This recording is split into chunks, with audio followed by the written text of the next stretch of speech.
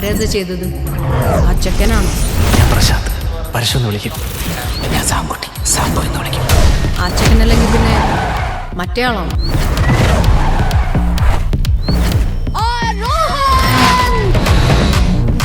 2 വർഷമായിട്ട് മുടങ്ങിക്കിടക്കുന്ന ആരോഗ്യ ഞാൻ ഏറ്റെടുത്ത് നടത്തിയാൽ എന്റെ കേപ്പബിലിറ്റി നമുക്ക് മനസ്സിലാവും.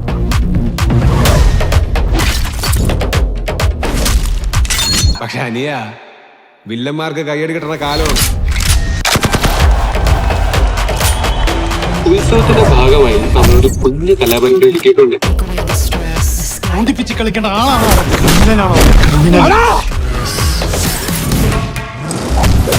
ഗാനഗുണ്ടയാണോ അവൻ? ഗാനഗുണ്ട.